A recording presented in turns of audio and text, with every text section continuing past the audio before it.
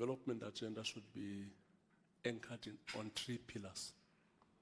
The first pillar is that we need to modernize the province. And the second pillar was growing the economy, and the third pillar is to make this province successful. But if you look at all the 3 pillars, they are intersecting. Because the first one about modernizing the economy, about modernizing the province, is more about how do you leverage modern technology in order to make it easy for people to access government services. And in the education department, we've introduced quite a number of programs. In the past, when the schools opened in January, parents had to wake up around 4, 3 o'clock in the morning to go and queue outside the school gate. And that thing is no longer happening now. By the time we close this year, parents would know at which schools their children will have been accepted, what placement have been placed for next year. All of that is because of the online registration system that we introduced in the education system, which is part and parcel of modernizing the province. So we've embarked on a number of initiatives to ensure that we modernize the province, we leverage modern technology to ensure people have got better access to government services. And modern technology basically proves to be less expensive. We introduced a program. If you go to a cabinet meeting national, or you go to a cabinet meeting in any province in the country, the MECs and the ministers who are sitting there, you have to ask them to move the documents in front of them to see who is seated there. Because they sit behind piles and piles and piles of documents. They go through files as the cabinet meeting is going on. That's not happening in the province. In the country, we are the first province to introduce a paperless cabinet meeting. We are paperless, don't use paper. So that's part and parcel of our, and initially we thought it's expensive, but only now we realize the kind of benefits and the savings that we derive out of that. And the second pillar of our strategy is growing the economy. We know without growing the economy, we won't be able to address the serious challenges of unemployment, and particularly youth unemployment, poverty, and high levels of inequality. So we've embarked on programs to grow our economy. In 2019, the GDP of the province was about 117 billion rand. Now it's about 158 billion rand. And it was not a jobless growth. You know, when GEAR was introduced by Thabo Mbeki around 1996, I was also one of the anti-GEAR protagonists who believed that this GEAR would lead to a jobless growth. You must never listen to anybody who tells you about jobless growth. That does not exist. There's no such thing as jobless growth. If the economy grows, it creates jobs. There's no such thing as jobless growth. With the growth in our economy from 117 billion to 158 billion rand, we've managed to create jobs from 255,000 people that were employed. Now we are standing at around 350,000 people that are working in the province because of the growth in the economy. So as we woke up this morning, more than 300,000 people went to work. But about 5 years back, when you woke up here in the Northern Cape in the morning, there were about 255,000 people. Without growing the economy, you won't be able to receive, to get those results. So if the economy grows, increase in aggregate demand and supply of goods and services leads to job creation. But we then agree the third pillar is making the province successful, anchoring that on 2 programs, education and health. 2 programs, and you see how they relate to each other. Because what we need to do in the province, one of our biggest problems is that our unemployed It's your low-skilled unemployed people. Our unemployment pool, it's low-skilled base. People don't have skills, the ones who are unemployed. That is the reason I don't want to raise this argument here. In the last extended cabinet meeting, one of the issues which I was raising, which the brilliant minds can start to digest, is that we are sitting with unindustrialized urban proletariat in the country. People who might never work for the rest of their lives. That is the problem that we are sitting with.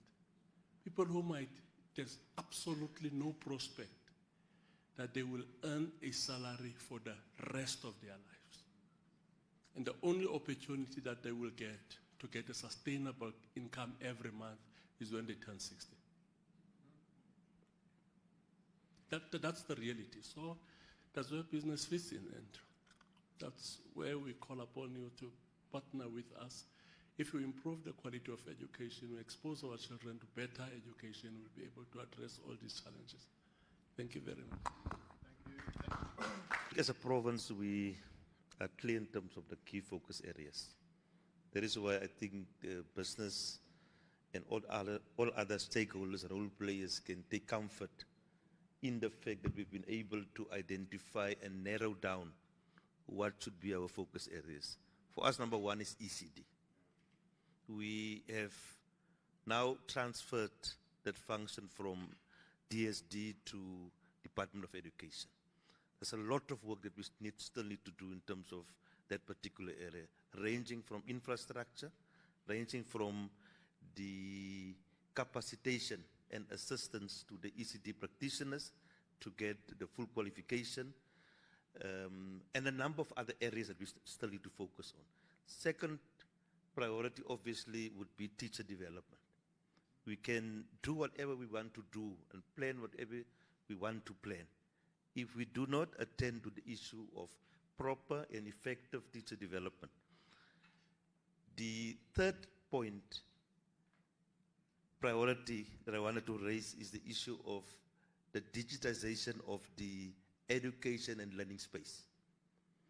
For that to happen, you need properly qualified and properly trained teachers to be able to do that. So that's the third area that we need to focus on. Obviously, the fourth area, which is immediate in nature, is the issue of numeracy and literacy. That we need to take serious, and then also the STEM subjects, including maths and science. You would have seen the areas that have been highlighted that focus on the pain. The pain in the Northern Cape, two areas in relation to maths and science. First one is in relation to the uptake of maths and science in the province. In a province where we have an endowment in the area of mining, which will be for the area, the booming province would be the Northern Cape in the next 50 years in terms of mining. So you need properly qualified young men and women that can actually be also able to benefit and access those opportunities.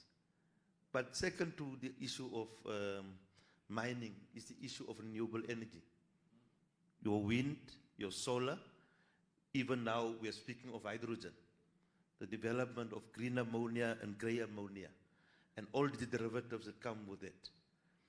For that to happen, you need young people that are skilled in that high-end kind of qualifications. For people, young people of the province to actually derive benefit from those opportunities. So those key areas that I've highlighted, ECD, teacher development, numeracy and literacy, and obviously infrastructure development are key. Thanks. Godwin, a quick one for you. In the invitation to the meeting, it says one of the outcomes of today is to position the Northern Cape as a model for education transformation. This has been a very rigorous process, obviously, of planning. Is this a model that could be used by the provinces, recognizing that there are special characteristics to the Northern Cape that has maybe made this easier or more difficult, I don't know. But are there lessons that we could learn here that perhaps other provinces could look at and see and take some lessons from? Well, I think certainly, but it's also, fair to recognize the differences in provinces. But nevertheless, open the door for interprovincial lessons. What we have seen at national level and what we are seeing in the Northern Cape, that perhaps is a lesson that other provinces can take. It's political will.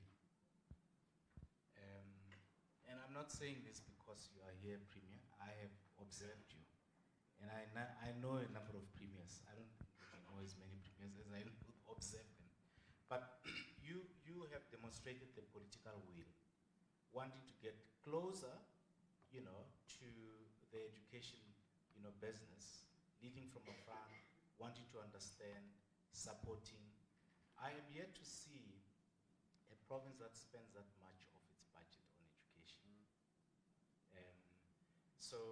And we've learned in the past, I've worked with a couple of MECs and presidents and so on, and what one defining, factor, it's leadership. If the leadership puts its pound of flesh and leads from the front, it's bound to succeed, this plan. So yes, we're pioneering this, and we're pioneering it because from the 3 years of engagement, we have seen that we have actually very, very active actor groups in education who are wanting to help. And many of them often have come across saying, but we want to be led. We want the education system to tell us where to go so that we can go there. And I think this is one way of starting to say, if you want to help, this is how you need to help. So the Northern Cape will be leading in that respect because it's saying we have looked at where the gaps are and how we want to drive this sustainable transformation of education. This is how you can help us, and we hope that, not just the private sector, but the other players, whether it's teacher unions, universities, and there are even international players, by the way. There's also big associations of business, which actually I think have to come on board and lend a hand. And the final point is that, in the same vein, I think the department, the system, the receiver of the support also have to show good, gratitude. And part of those will be in how we openly, we're transparent about the use of these resources, how we engage together with the investors in rigorous assessment of the return on investments and reporting back and so on. And I think if we do that, we'll continually build the confidence of the partners to invest through one mechanism whose purpose is to drive education improvement. Thank you. Thank you. A very important lesson. Let me, and I'm sure we all wish you well with that. I think the notion of agency, if we can get every official, every teacher, every parent, every citizen of this province, frankly, to become an agent of the plan, we will see it working. Colleagues, it is getting late, but is there anyone who has a comment, a question? Ma'am, over here, can we get a microphone there, please? Please keep it brief, but we do need to hear from you. Would you introduce yourself? Thank you very much, Program Director. My name is Godwin Khoza. I come from the Organization of Disabled People South Africa, a human rights organization of disabled people. My comment is around the study that was done. Does it include disability? That's what I want to understand. And why I'm asking this, in the disability world, we've got a lot of children who will never be able to do maths and science. They will never do it. But give them something to do it with their hands, they will do it. I think earlier this year, we had a case at Standard Bank where it was hacked by a child with Down syndrome in Pretoria. The whole of Standard Bank. That child cannot read and write. But he was able to hack the bank. And our education system says you must be able to know read and write, maths, whatever. So my question is, these things, when they're being done, it means disability is going to fall through the cracks. And I would like this research that was done to go back and make sure that disability becomes included. The other issue is around the mines or the business people. They'll be telling you that we are not going to fund you if you don't go stay around JTG. JTG is Kuruma and the Kumba mines where they are. I'm just making an example with them. In the meantime, from the same mine that is there, a disabled person, the person becomes disabled in the mine. Where do they stay? They don't stay in Kuruma. It's either Kimberley, Limpopo, because we work with all the provinces. Then you have to go and do counseling. But the same company doesn't want to fund you because you don't stay around as NGOs. So for me, even the issue of education, I'm not clear. I was thinking that she's going to tell us that in terms of education, this is how we do it, this is our assistant. And the last one, Chair, it's around the low skills. What is the plan? When I grew up a school of disabled people. We had children that were very good in maths and everything. They will excel. But the same school was teaching other children to use their hands. And that was recognized as a qualification. At this moment, here in Northern Cape, we've got children there in one of the schools. They are boiler makers. They're electricians. They do all these things. But at the end of the year, or when they reach 18, the certificate does not even say you know that. So we need to relook when we talk about inclusive education. Now there's a white paper 6 around inclusive education. I'm asking myself within the Department of Education here, who are those people who are dealing with inclusive education? Because if they were there into the plan, I wouldn't be asking this question to the gentleman. And also education. When we grew up, we used to call it sub A, sub B, standard 1, standard 2. You will be taught in your mother tongue. You know why? When you go to English, because you are very good in your mother tongue, it's easier to go. Nowadays, we just start at grades, at ECT, and we want children to speak English. They lose it because it's not their mother tongue. So I want us to relook at that. Thank you, Program Director. No, thank you very much, and I think some very important points raised there. Some of them are comments, some of them might need further explanation, but